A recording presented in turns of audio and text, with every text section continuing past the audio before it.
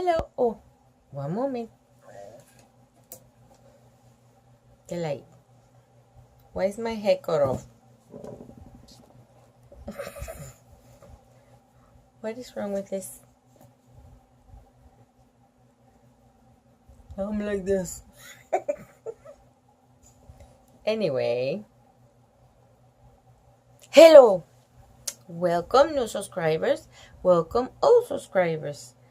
I was reading The Boy Who Ate Dog Biscuits. This book. Where do I have a pencil? I don't know. Anywho, I got new glasses. Let's see if you like them. They look purple. Ta-da! They're bigger than the other ones, aren't they? Anyhow, they were cheap. It's just for reading. Alright, we were going to start chapter 4. You remember what it was about? Go see the other, the first video. Hope you're doing well in school. Keep up your homework and let's continue. And we were going to chapter 4.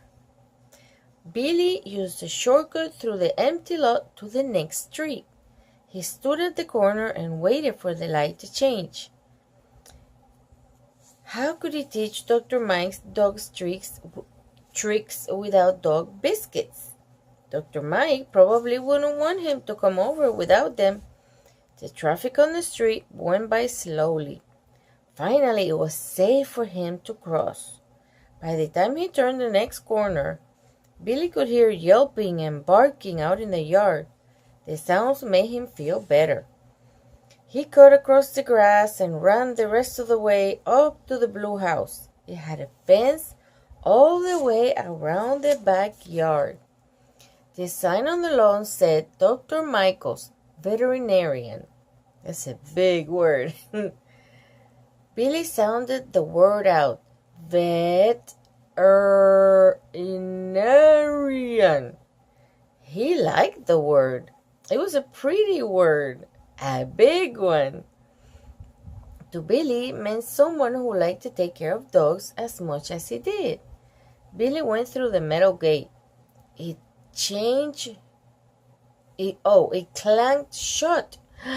Dogs of all sizes and shapes ran over to him. Hi, girl! A fat tan puppy licked Billy's hand. Her tongue was pink and warm. Hi, fella! What's your belly rub? Billy scratched a spotted mud stomach. A small brown poodle danced around Billy's feet. He nipped playfully at Billy's laces. What are you doing, killer? He patted the poodle's head. Hello, Billy, a voice called through an open door. Hi, Dr. Mike. Dr. Mike came into the yard. She was short and blonde and wore a blue lab coat. Am I ever glad to see you, she said. A policeman just brought in another stray dog. Billy followed her into the animal hospital. They walked down a long hall lined with big green cages. There was a dog in every one. The room at the end of the hall had more cages. Some were empty, and others had kittens or puppies in them. Dr. Mike opened a cage. She lifted out a big gray cat. Want to hold this guy? Sure. Billy took the cat in his arms. Hi there, fella. The cat whined and squirmed. Billy rubbed his face and the cat's thick gray hair. It's okay, he whispered. He's just a little nervous. Dr. Mike moved toward the operating room. Billy followed. What's wrong with him? He needs a tooth taken out. Dr. Mike sprayed the stainless steel table with cleaner. Then he wiped it with a paper towel. Okay, you can put him down. Billy petted the cat. Dr. Mike got ready to give him a shot. Billy, she said, grab the scruff of his neck. Shake his head gently. That'll distract him. There's no picture yet. Billy liked helping Dr. Mike. He always learned a lot about animals. He watched her give the shot. Can I stay? He asked. Dr. Mike smiled. No, I really need you to run the dogs out in the back field. Billy wanted to tell Dr. Mike about the dog biscuits, but he didn't. He could see she was busy. Okay, I'll be outside. I'll call you when I'm done. Billy hurried down the hall. The best part of summer was being at Dr. Mike's. Everyone in town knew she cared about animals. The police and firemen brought her stray dogs and cats. She always tried to find out who owned the animals or to find them a new owner. Often she kept the ones nobody would adopt. Today Billy counted 6 stray dogs out in the back. He petted the big black mutt who was blind. Lola had been at Dr. Mike's the longest. She sniffed his hand. Then she licked it. Billy dropped on the grass and rolled onto his back. The mutt with no tail jumped Billy's stomach and washed his face with a long, warm tongue. Oh my God. Quit it, Billy laughed. The dog kept right on licking. After that, Billy wrestled a terrier. When the dog was tired, she played dead. Good doggy, Billy said. You remember the trick. Oh my goodness. Look at all the dogs. Now there's a picture. Too bad it's in black and white, but you get the picture. There's so many doggies. He slipped her a piece of his only biscuit. Next, Billy played fetch with the 2 brown puppies. He loved to fool them by pretending to throw the stick across the yard.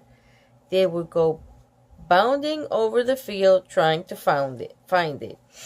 Then they would give up and come running back. Got you! Billy pretended to throw the stick again. They went chasing off across the grass. When Billy saw Dr. Mike standing in the doorway, he crossed the field. He always did exactly what she said. Billy wanted to keep coming back. Where's Howard today? She asked as Billy came in.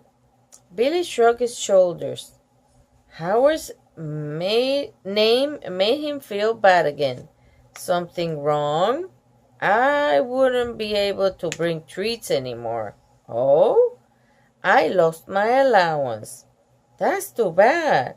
Yeah, me and Howard got in trouble. I see, she said. We were playing with the Rosa's garage opener. Miss Rosa didn't like us giving Howard's baby brother rides on the garage door. I wouldn't either. Dr. Mike put a hand over her mouth. He made a funny noise. Was she laughing? Billy wasn't sure. Did it break? Yeah, and I had to help pay with my allowance so I won't have money for treats. I see, she said. Well, I'll tell you what.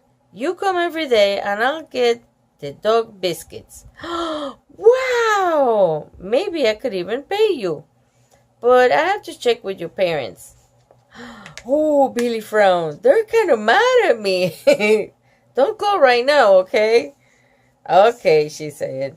Billy smiled. He wanted to be a vet just like Dr. Mike. It helps me a lot if you run the strays. I have so much to do with regular dogs. I don't have much time for the strays. Dr. Mike stopped in front of a cage. Inside a stocky dog with short white hair and stumpy tail. Oh, it looks like the one I had. He had a brown and black patch around one eye. Here's the stray the police found. I have to check him over before he can mix with the other dogs. I'm sure someone will claim him. He's no mud. He's beautiful. Billy dug in his pocket for the last little piece of biscuit. Don't, said Dr. Mike. Not until I'm sure he's okay. The dog wagged his tail. He barked at Billy. Out you go now, said Dr. Mike. I'll have the treats tomorrow. Oh, it's so cute, look. Looks like a terrier. We had a rat terrier. She was white. She had a little bit of black on her body. She was so cute. She's in heaven now. Chapter 5. When Billy got home, his grandparents' van was parked in the driveway. "Well, hello there, darling," his grandmother called from the porch. She was holding the baby in her lap.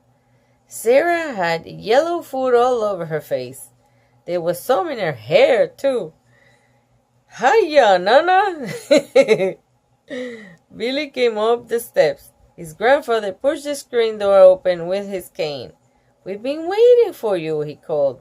He had on his cowboy hat. "Hi, Grandpa."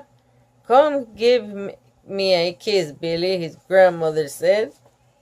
Billy leaned over his grandmother. He kissed her on the cheek. She smelled funny. He backed away. No, Billy thought, Nana didn't smell bad. It was Sarah. Yucky babies. "What about me?" said Grandpa Stewie. Billy grabbed his grandfather around the waist and squeezed hard. Grandpa Stewie whispered, "I have a big favor to ask you." Billy looked up. He waited, but Grandpa Stewie just winked. "It's time for supper," his mother yelled from the kitchen. "Go wash up, Billy." Billy went into downstairs bathroom and turned on the water. His hands smelled like dogs.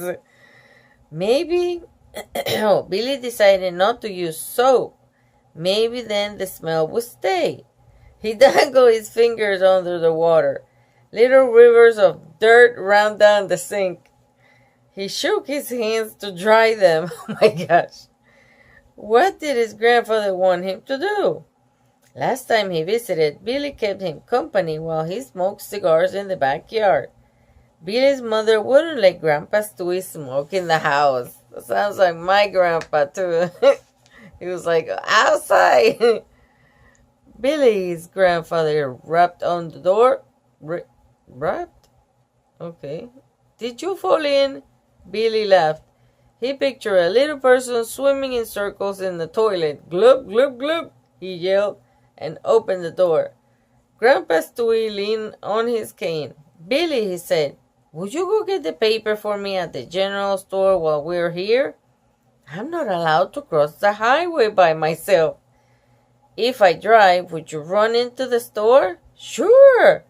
"Thanks. Is that the favor?" "Yes." "That's easy," Billy said. He wondered why his grandpa had made such a big deal over such a little thing. Chapter 6. Billy's grandparents stayed a whole week.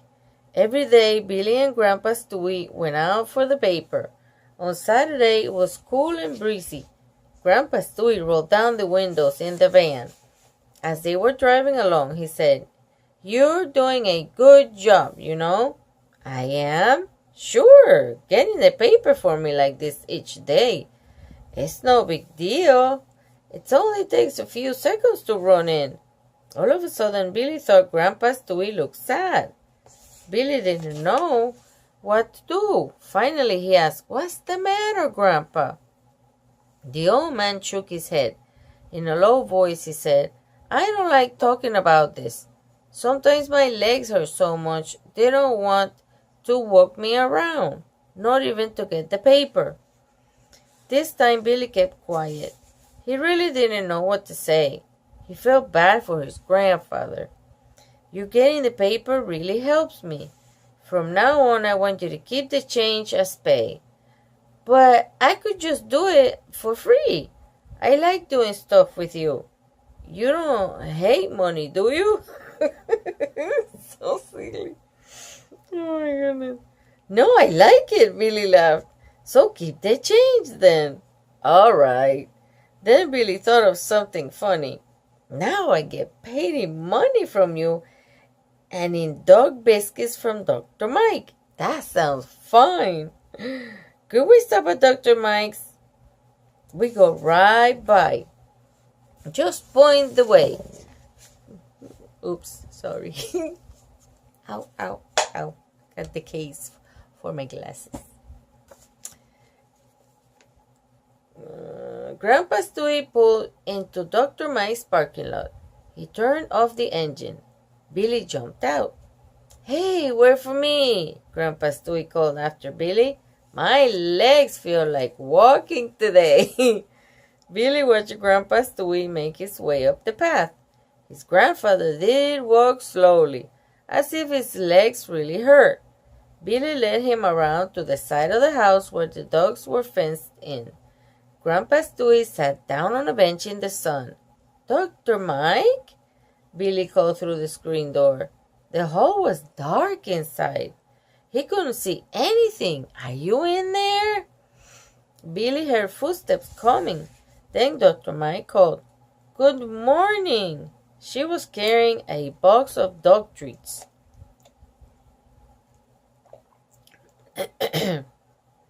"Hi," Billy said as she stepped outside. "My grandfather's here." "How do you do?" Dr. Mike put the box on the ground. She extended her hand. Grandpa Stewie used his cane to push himself up.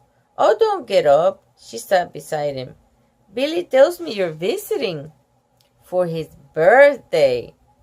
"Billy," she turned to him. "I didn't know it was your birthday."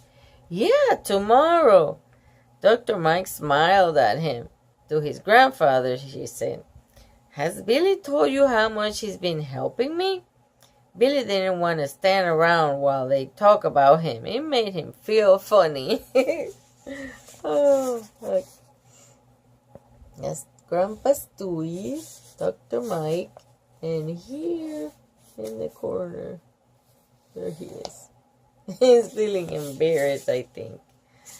He grabbed a box of dog treats and began to fill his pockets with them.